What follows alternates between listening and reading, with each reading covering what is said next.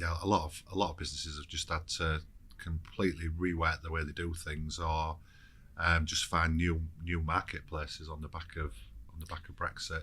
How has that pain manifested itself? So is it just higher prices, or is it bureaucracy, or is it? It's higher prices. It's bureaucracy. It's some suppliers who can't be bothered to send stuff to Britain anymore. Really? It's too much hard work.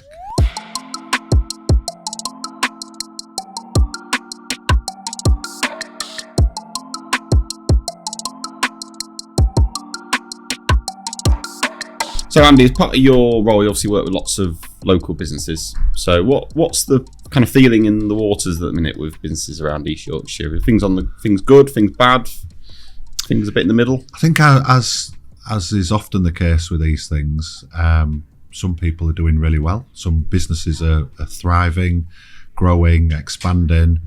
Some are finding it tough.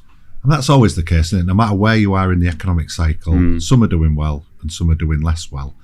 And sometimes the reasons why some businesses are struggling are for sort of internal reasons, or sometimes it can be external factors that are outside of the control. It's no secret that times are hard at the moment. You know, we're still COVID. It's still fairly recent, so some businesses are still sort of recovering from COVID times and are perhaps trying to restore cash or profit reserves that they had to dip into during COVID. Post-COVID, we had the Ukraine invasion, which caused all sorts of turmoil in the markets. Inflation on the back of that, and also the crazy budget that the Tories did 2 years ago. Is it 2 years? Is it 18? I can't remember. So we've got we haven't got high interest rates at the moment, but they are higher than they have been in recent history. And I think the fact that they went from zero to where they are today almost overnight has caused a lot of pain for households and businesses. So inflation has meant that has caused businesses problems because they don't. If you don't know how much the products that you're buying are going to be next month or tomorrow, it's really difficult to price and budget, etc. Some of that settled down, because I know a while ago in the construction game, it's like you're pricing jobs, and then by the time you get to it, the price is 25%. It has settled down. Inflation is now at the government's target, or the Bank of England's target of 2%. But within that, some things are going up at a lower rate than 2%, and some are still going up at a faster rate. So there's, the Bank of England are meeting today. Fingers crossed. Talk about interest rates. Yeah. They're not going to go up. So the question is, are they going to stay the same, or are they going to drop? What's your prediction? I think one more month as it is, and then possibly a reduction next month of 0.25%. And do you think that'll be... This podcast's now going to be out of date in 3 hours' time. We're going to find out whether you're right or not. And do you think that'll be a catalyst for businesses in terms of growth, once, just from a mindset perspective, once interest rates start to come back down? I think businesses now know that, or now believe that interest rates have peaked. Yeah. So when... business don't like uncertainty, do they?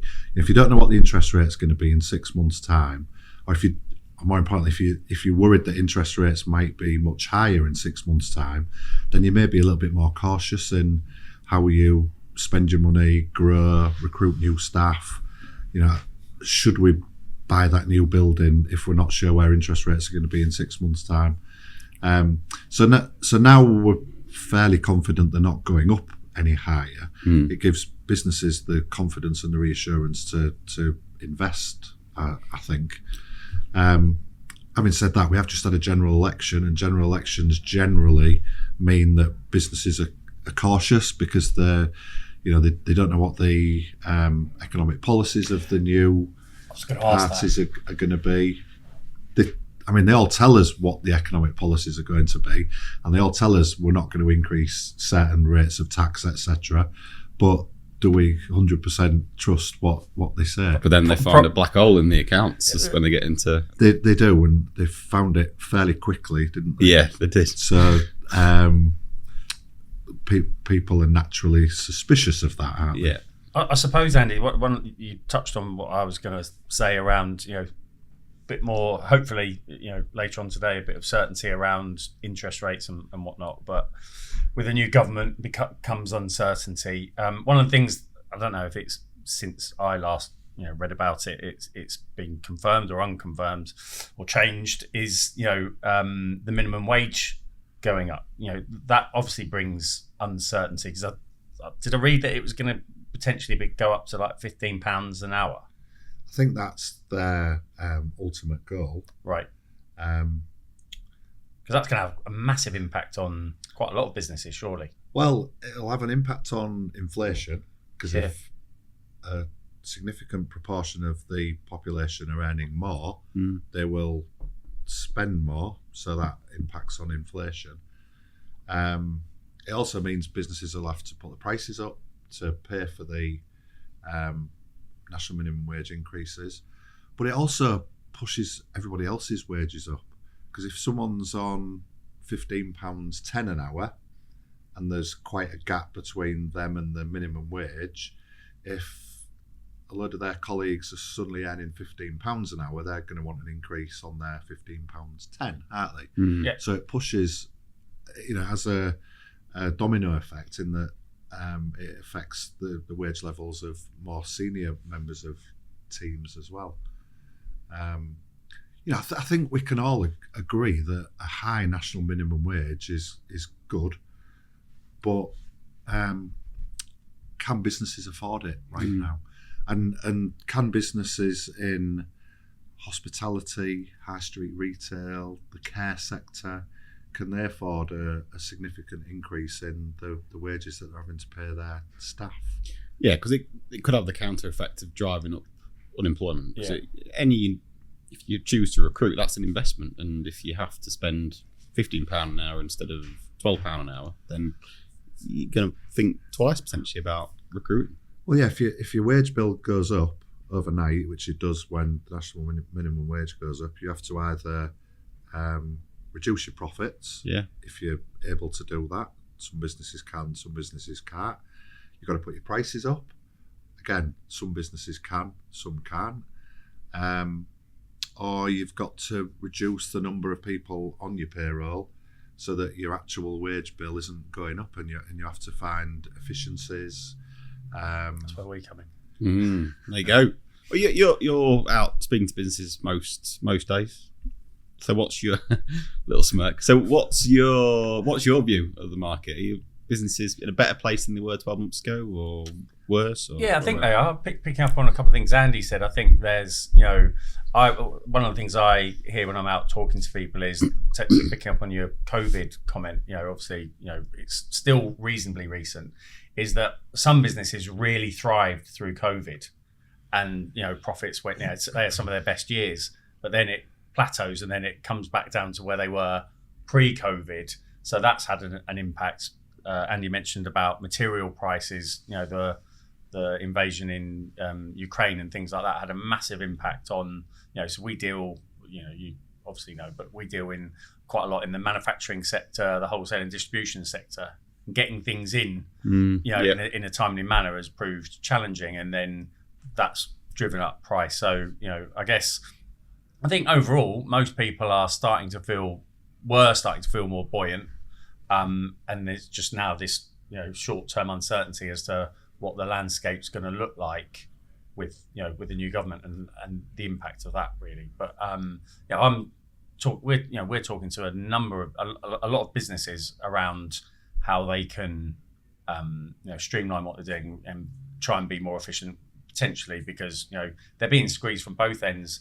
granted, costs are going up, be it material costs, be it manufacturing costs, energy costs, or indeed potentially wage increases. But then they're also being pushed the other side by customers that are saying, well, I'm not paying that. And it may be, if it's as romantic as everyone is able to put their prices up or does put their prices up, great, that will be all right. My gut tells me, and history has told me, that not everyone will go, actually, I'll make 5% less margin if I can win some more business. So I think overall it's more positive, but I think there's still some uncertainty, is probably too strong, but there's still some caution. Yeah. Well, and we didn't mention Brexit when we were doing the list of horrendous things that have happened over the last few years. We sort of didn't. A lot of people didn't really notice Brexit because everyone was focused on COVID. But Brexit's had a detrimental impact on a lot of businesses. Yeah. Anyone who's exporting, importing. A lot of businesses have just had to completely rework the way they do things, or just find new marketplaces on the back of Brexit. How has that pain manifested itself? So is it just higher prices, or is it bureaucracy, or is it? It's higher prices. It's bureaucracy. It's some suppliers who can't be bothered to send stuff to Britain anymore. Really? It's too much hard work. It's. And I suppose we're still feeling the impact and the effect of that, because the rules keep changing, don't they? We've been in a transition period for a number of years, and they're still talking about what's going to happen with Ireland, etc. So there's still things to clarify in that respect. I'm surprised we didn't talk about Brexit more during the general election, to be honest. I mean, the SNP said that on their manifesto they would go back into Europe, as did the Green Party, but the Conservatives and the Labour Party, it's almost a taboo subject. So it was hardly mentioned. You'd have thought the Lib Dems or somebody would have gone. I think if one party had said, if we win, we'll go back into Europe, that would have attracted a lot of interest, wouldn't it? Yeah. But we've got a good trade agreement with New Zealand, I think, apparently. So Strong. Always strong. Yeah. Brilliant. We'll feel that in East Yorkshire. And I suppose the last point in terms of the business community locally, a lot of households have had to tighten the belts. The mortgage has gone up. Yeah. Cost of energy is up. Food is ridiculously high. So a lot of consumers are just spending less, which has caused problems for businesses that are selling into consumers. Business to business is still pretty buoyant, I think. Perhaps businesses that supply to business to consumer businesses are seeing a little bit of a pinch point right now. So, for example, if you're a marketing agency and all of your, or a large proportion of your customers are business to consumer businesses, if they're having to cut back on their marketing spend a little bit because their turnover's down, then that will impact on the marketing company and therefore the business to business sector. But yeah, business to business perhaps isn't feeling it quite the pain that business to consumer sectors are. I think sentiment better from 12 months ago. I think from our own business's perspective, I think it was a lot of uncertainty 12 months ago. Things were tough. In interest rates being where they were was a new experience for most of the working population, and I just think confidence is up in the last 12 months, and I think that's got to only be a positive thing. Thankfully. And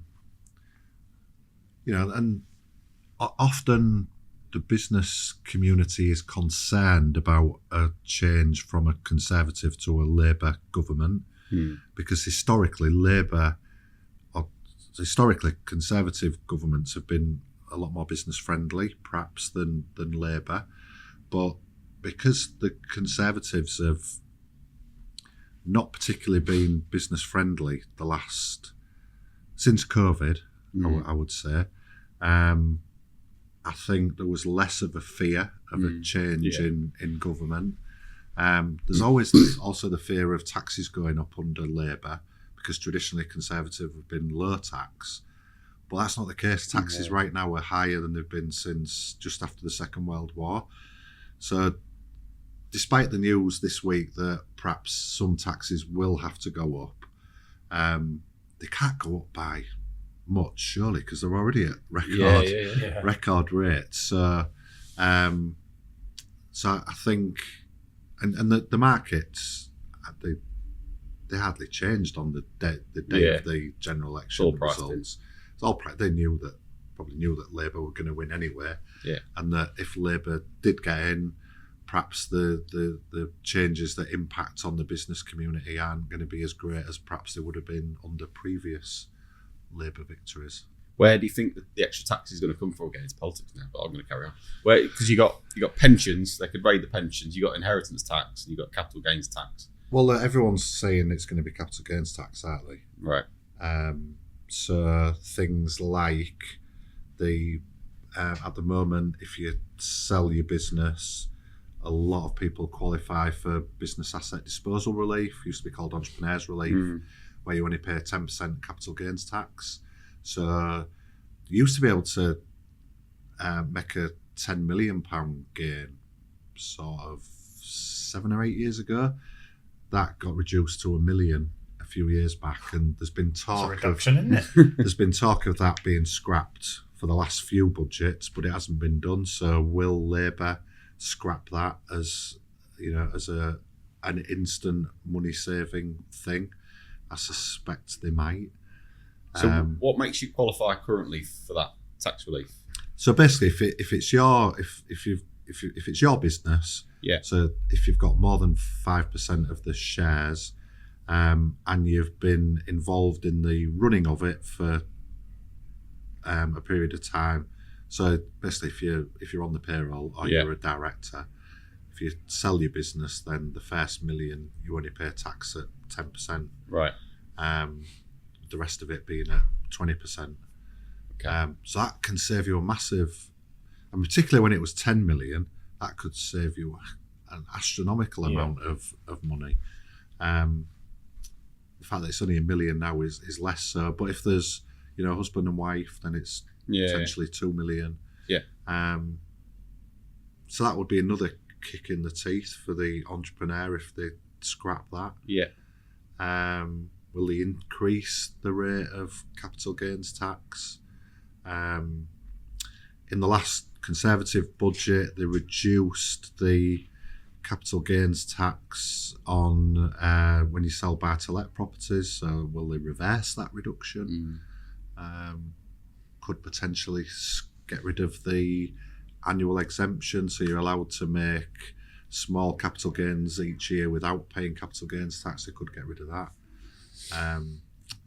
All sorts of things. We'll find out in October. I would hope they don't increase corporation tax, because that really would be a kick in the teeth. Because where are we currently? I should know this, but what's corporation tax? So it was 19%. Yeah. But a year and a half ago, they increased it to somewhere. It's really complicated, but it's somewhere between 19 and 25%, depending on how much your profits are. Right. So very small businesses still pay it at 19%. Larger businesses pay it at 25%, but if your profits are somewhere in between, you pay a different rate.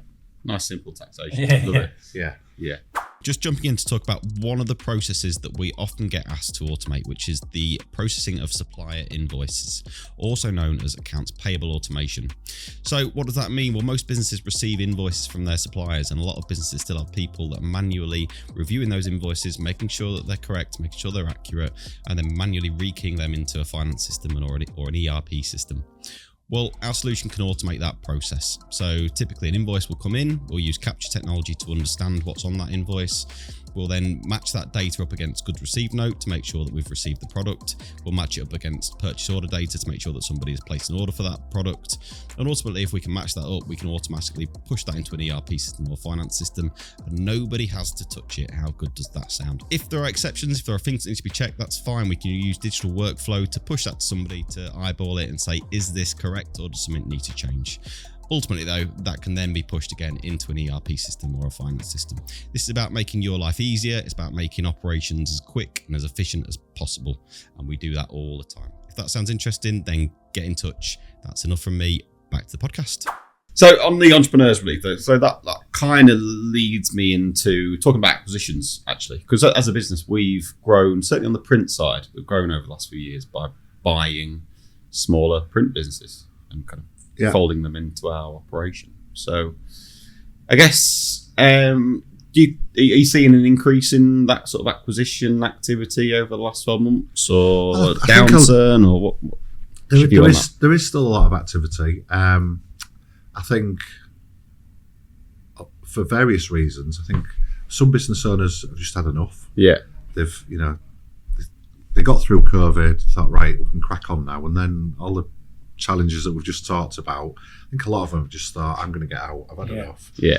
I think a lot of businesses in certain sectors, they're seeing all of this technology, that's this new technology, artificial intelligence, cloud, whatever it may be. And perhaps if they're a slightly more old-fashioned business, have I got the skills, the capacity, the appetite to modernise my business? And perhaps those that don't have the appetite to do it are looking at a way out, because it's easier and simpler and possibly lower risk.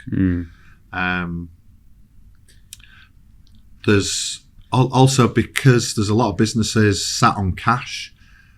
Slightly different now that interest rates are a bit higher, but if you sat on cash and you're earning 0% interest on those savings, you might as well go out and buy a business and get a better return than what you're currently getting with the cash sat in a bank. So a lot of businesses have been looking to spend spare cash on acquisitions. So if you are a business owner, let's say an SME business owner, you are sat on some cash and you're thinking, I want to grow this, I want to grow my business. Still young, want to get on and grow the business. What should they be looking for? What should they be considering to think? How do you go and find a suitable acquisition target? I guess is my What's question. the process? Yeah, what's the process you go? Well, there's brokers. So there's business sale organisations that have a database of businesses that are up for sale. So you can approach one of them. You can come up with your own list. So, it could be a supplier, it could be a competitor, it could be a customer. Perhaps if you're aware of a competitor that's struggling, then or you've heard a whisper that they might be interested in exiting, then so coming up with your own list and either approaching them directly or through a third party, such as an accountant, a solicitor, or a business sale broker. Do you get involved in that then? So your business, yeah, your clients come to you and say, I'm interested in buying Joe Blogs next door. Yeah, I'm interested in buying X, or I want to sell what do I do? Where should I go? Okay. So, buying a competitor is probably the most common of the acquisition scenarios, because they will probably have customers that... Lots of synergy. Yeah, lots of synergy. Perhaps people in their business that you want working in your business. They might have customers that they're selling product A and B to, but you also sell product C, so can we sell our products into their customers? Yeah. And vice versa. If it is a competitor selling similar products or services, there's probably going to be costs that you can save. If they're using the same sort of software, if they've got their own in-house finance team, etc., then you're probably going to be able to merge those and perhaps make some cost savings there. And that's how you get your return on your investment, is by selling more between the two organisations, but also stripping out costs. And whatever the best practices are, there'll be things in that business that they're doing better than you, so you would start doing those things in your existing business, and vice versa. Perhaps the acquisition target, they're brilliant at what they do, but they don't shout about it. And if you've got a really good marketing team within your business, or you using external marketing people, if we start marketing this business properly after we've bought it, then we think that sales can sort of increase on the back of that. And it's those things that pay for the cost of the acquisition. But because it's a competitor, doesn't that generally mean that the price you're paying becomes, the negotiation's probably a little bit more arduous, excuse me, if you like, because sometimes I don't want to sell to my competitor, unless obviously if it's right, if all the boxes are ticked, and the price is right, you're gonna do it. But does pride come into it? I guess is the question. Well, sometimes I guess it does. Ultimately, the price that you pay will be determined on how profitable the business is, how risky it is, and I suppose also how many other people are interested in buying it. If there's only one person or one business that's interested, that drives the price down. Yeah. If you've got 2 or 3 people, then you've got a bit of an auction on your hands, and that's the ideal scenario. Of course. So as a business owner with an eye on selling at some point in the future, you need to make your business as attractive as possible, as profitable as possible, as low risk, and you want multiple people being interested in buying it. Not just external organisations, but also perhaps people within the organisation. Yeah. And how do you do that? Because we talk about dressing a business for sale, don't you? Making it ready to sell. Yeah. Well, ideally, profits would be growing, turnover would be growing. You'd have really watertight T's and C's, high retention of customers, so that you're fairly confident that your turnover is going to maintain after the sale or the purchase. Ideally, anyone who's leaving the business so after you've bought this new business, after the owner's left, you want the business to continue as it was before they left, because then that de-risks it.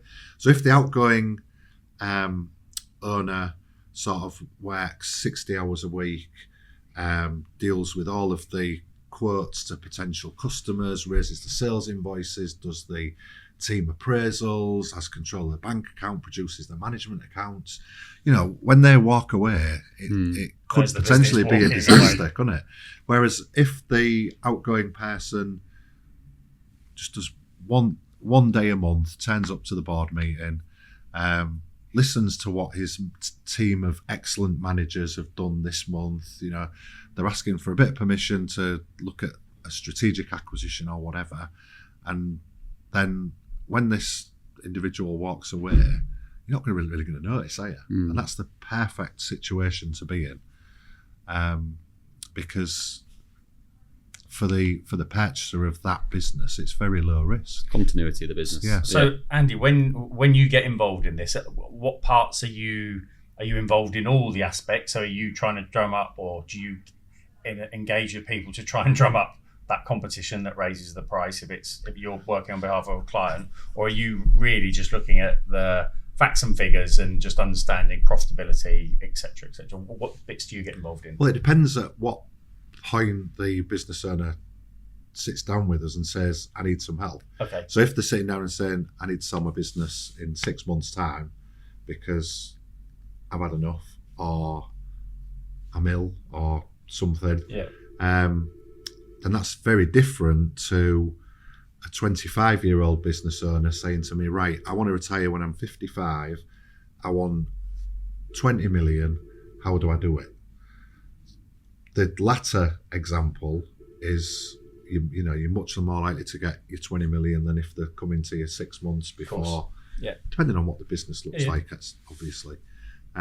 Because building a team that can run the business without you takes years. And even after years of trying to build a team that can run a business without you, not everyone manages it, because it's really hard. It's really hard finding little clones of the business owner. It's hard finding people that are as invested in the business as you are.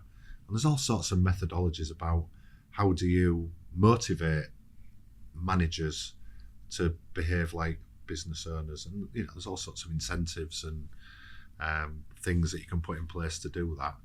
But I get the impression that's what you've done in terms of your own business. You've kind of given your job away and well, I wouldn't say I've done it. I'm in the process. I'm further down that road than I was 3 years ago. And how have you done that? Or what's been the process for you? So the process for me has been, as I alluded to earlier, is putting a team of managers in place that can run the business better than I can, ultimately. Giving them the authority to make certain decisions within certain guidelines, etc. Trying to have the mindset of not interfering, which is really hard. If I see something, if as a business owner you see something that has either gone wrong or has the potential to go wrong, or somebody asking a question to a group of people within the business, and if I know the answer as a business, it's really hard to just sit back and wait for somebody else to answer it, because you're sort of thinking, well, I know the answer to that. I can answer that question within 10 seconds. Is it sensible for me to wait for someone to go away and do an hour's research and come back with the answer? And actually it is, because next time they'll know the answer to that. And it'll be 10 seconds. Yeah, and I don't even have to read the email.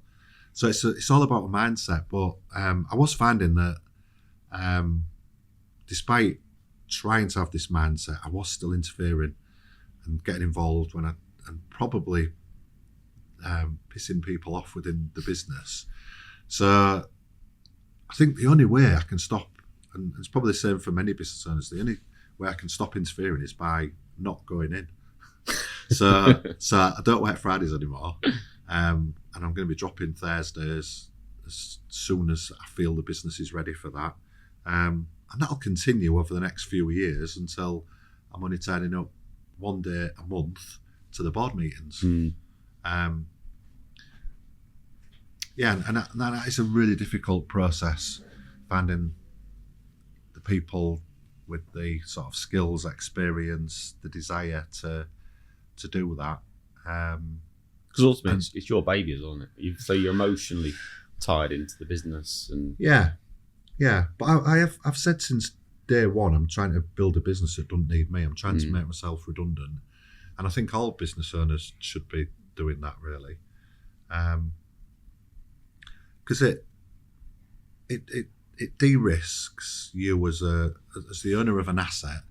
If you're not needed, then you've sort of de-risked it, because if you fall ill or die, the business will continue without you, and your dependents will still have that asset, that source of income, etc. And it makes that asset more attractive to external purchasers or people within the team who might want to buy in. That's what Ken's done, isn't it? Within Spectrum, created a team exactly how you described it, Andy. Created a team below him that has that drive and desire to move the business forward, and he literally does just come in a few days a month just to make sure what the projects he's maybe working on or talking to Rob the MD about updates and things like that. But his whole philosophy was, I want to make myself redundant and employ people or empower people that are better than me to take it forward. Which I always, to start with, when Ken used to say that to me, I was always like, that's just a bit strange. It's a strange, but actually it makes absolute sense. Yeah, it's succession planning, isn't it? It's thinking long term, and a lot of business owners just don't do it. You see it all over the place. Yeah, so when I say ultimately I want to be doing 1 day a month, depending on how long it takes for me to achieve that, I'm not just going to be sat around. Yeah. Because hopefully I'll still be quite young, so I'll basically be spending that time working on the business, rather than in it. So networking, looking for opportunities, acquisitions, etc.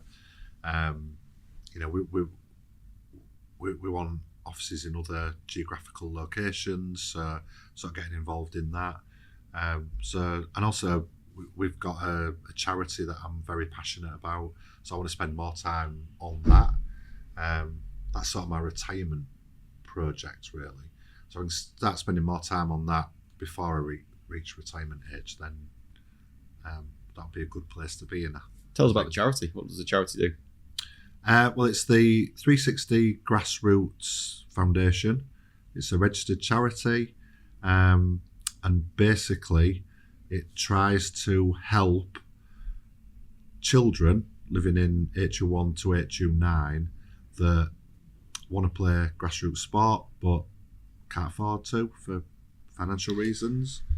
So we give grants out to either parents or the clubs to pay for their subs, their kit, the boots, travel costs, etc. Fantastic.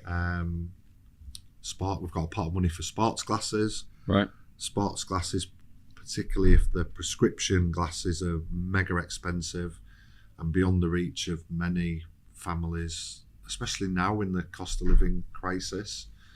So yeah, we were getting asked for loads of help to buy sports glasses. So we did a little fundraiser a few months back to try and get a pot of money for those, which we did. We also persuaded a local company called Q&K Optical. They've got quite a few Boots Opticians franchises. Right. Persuaded them to do the sort of eye tests and provide the glasses at a discount, so we'll be able to help even more. So yeah, it's just, we're very passionate about the importance of children playing sport.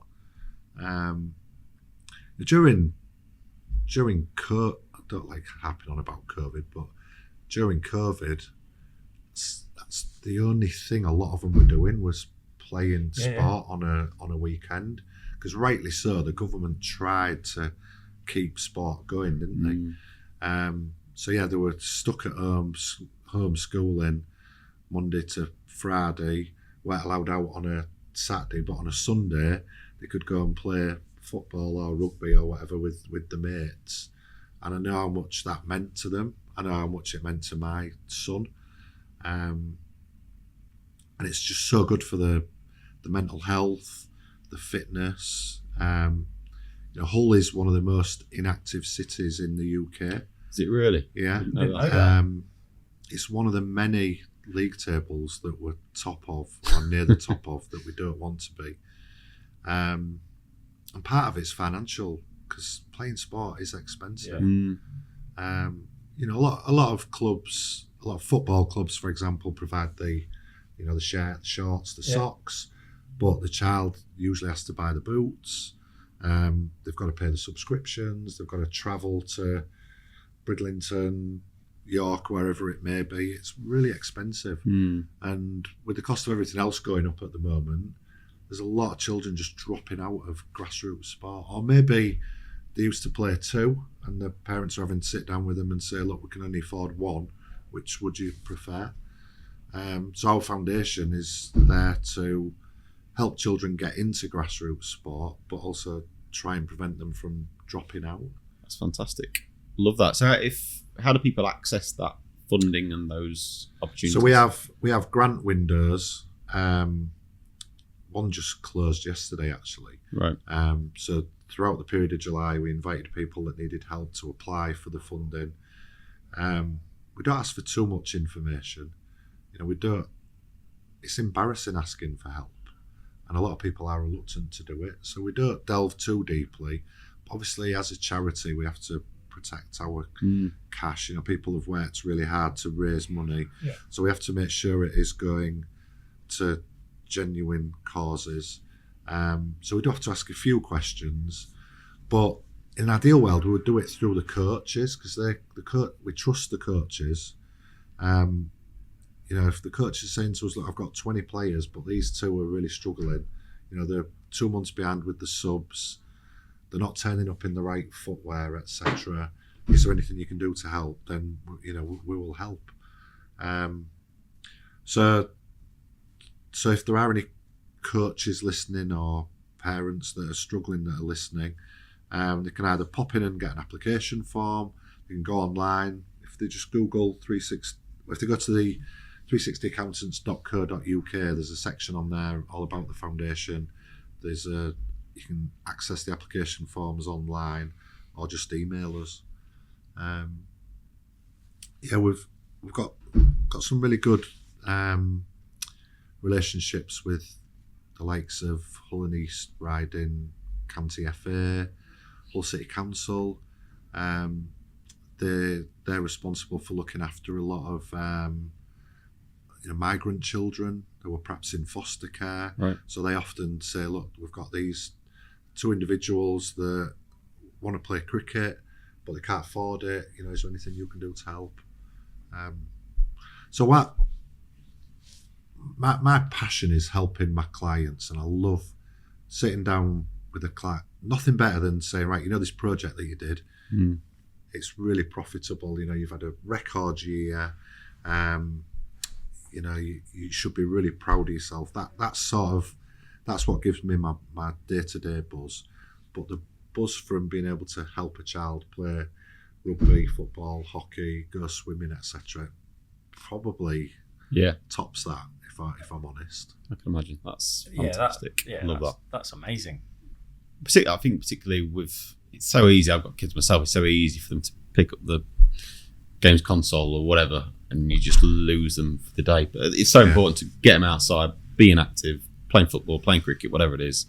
I share your passion for it. I think it's absolutely critical. Yeah, it's teamwork. If it's a team sport, it gets you ready for your future career, doesn't it?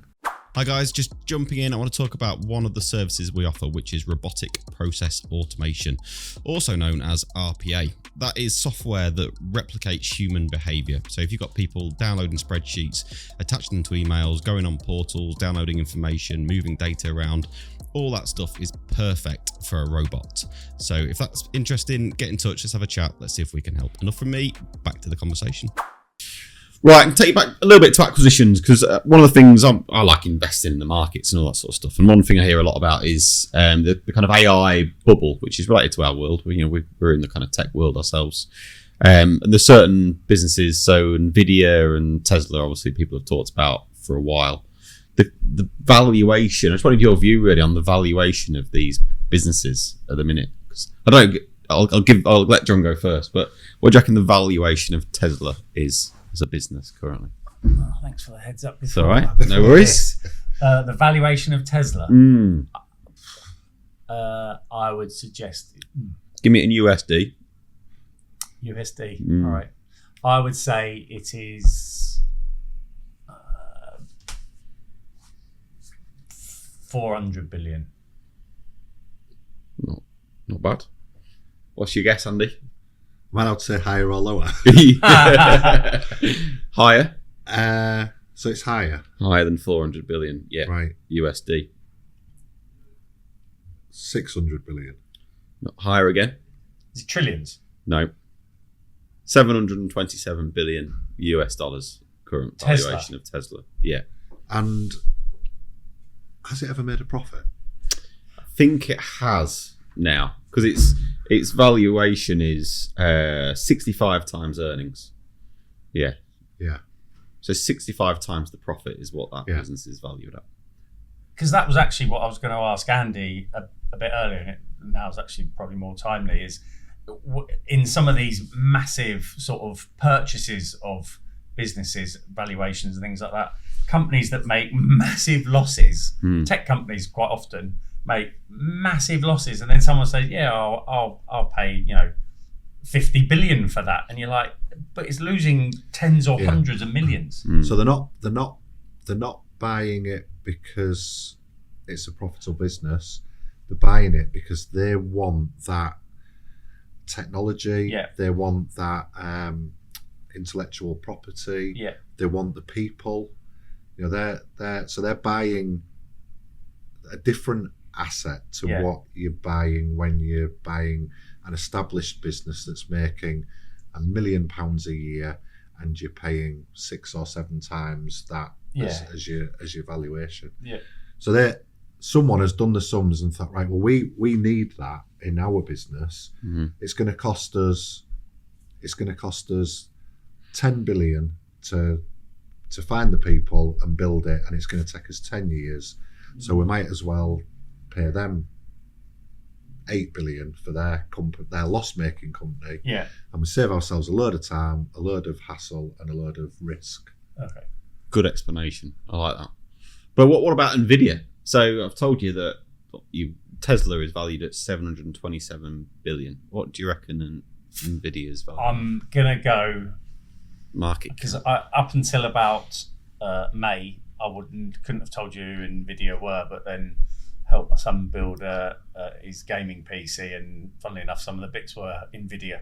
So I'm gonna say, because they've got their technology in a lot of different things, I'm gonna say it's 1.4 trillion. I've got to hold my hand up and say I've never heard of them. Have you not? Well, interesting. So Nvidia is valued at $2.88 trillion US. See, I'm not too well. All right, I'm a trillion out, but and is that a profitable company? It is, yeah, but they're valued at 68 times earnings, so it's not dissimilar to Tesla in terms of the kind of valuation metric. But they make graphic processing units, I think, GPU, chips that go into, I'm assuming, things like Teslas and it goes into everything. Consoles, goes and into all the AI engines and things like that. It, from the way my 14-year-old son explained it, they're in everything, Dad. But I think they're in the top 10. Every month. Hargreaves Lansdown released what people are investing in, and every month Nvidia is in there in the top 10. People keep investing in it. So investors are obviously of the opinion that value is going to continue increasing as they win more market share, as they find more opportunities, new products, new services, etc. Some investors, the less experienced investors, will just be seeing all those stats that you've just told me, and they'll think, I want a piece of that. So it feels a bit bubbly. Do you know what I mean? It feels like people are paying crazy valuations for good businesses, but 2.9 trillion. But you only got to go back 2 weeks ago where I was affected with the CrowdStrike. The only way I'd heard of CrowdStrike was because sometimes when I watch a Formula One race, they sponsor the safety, the halo bit of Mercedes. They were probably a massively profitable, company. One breach and their share price literally fell through the floor. And there's an element, the bubble effect. There's an element of you only need one something to go wrong, be it your fault or not your fault, and the impact in those sort of businesses. Because I digress back to Tesla. Hasn't Tesla's stocks been going down because of the BYD coming into the market in a huge way? Yeah, I mean, it's fluctuated a lot, hasn't it, over the years? But and I think it has fallen a little bit over the last 6 months. But you never know with Tesla. They could release an update. When you're in Elon's chair, you're probably doing all right. Exactly. 700 and whatever billion.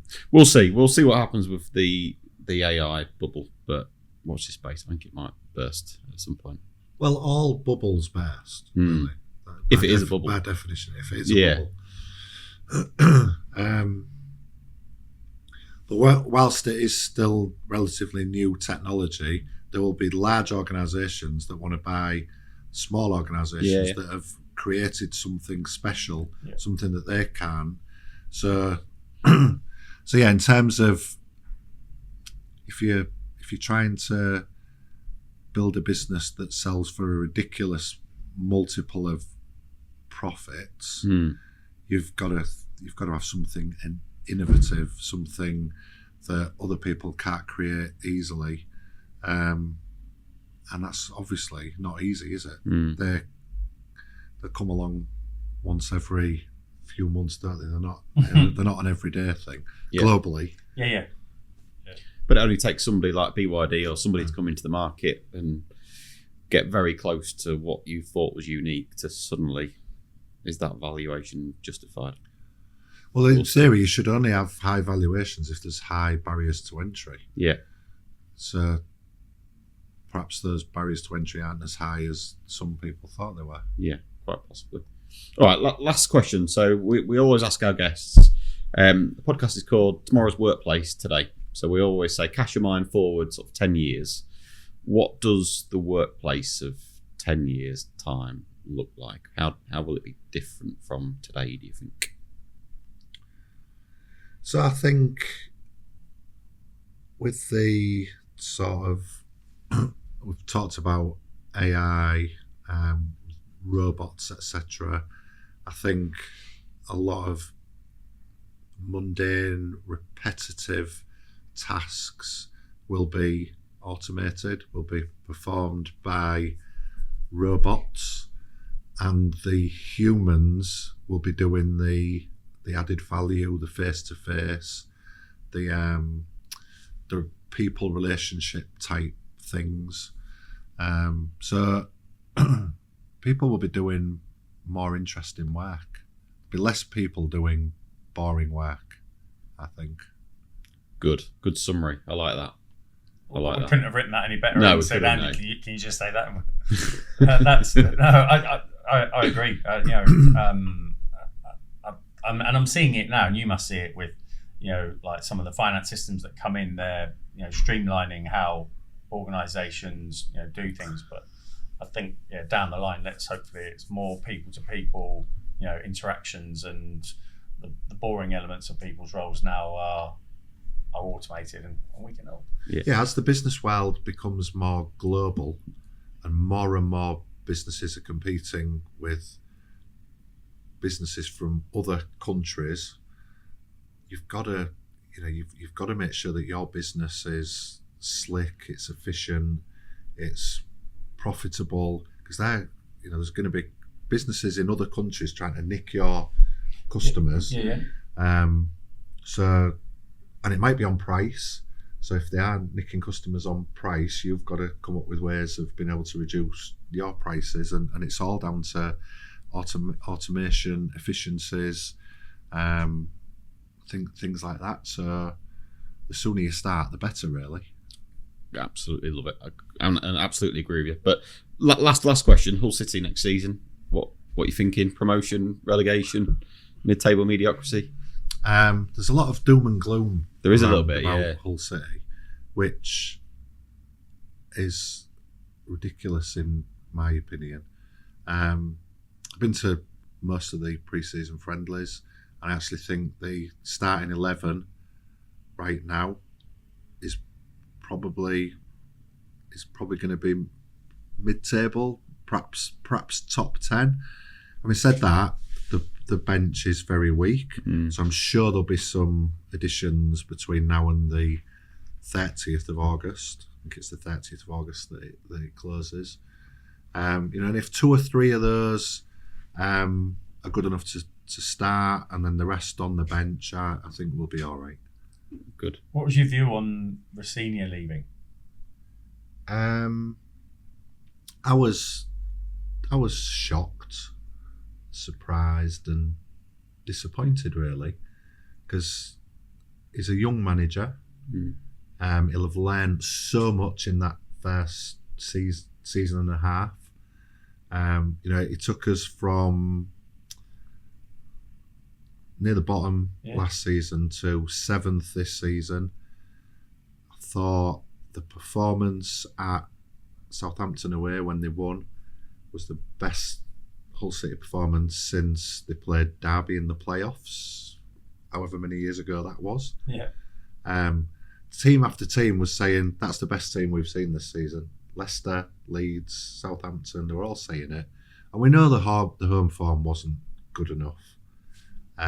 He didn't quite get the system right at home.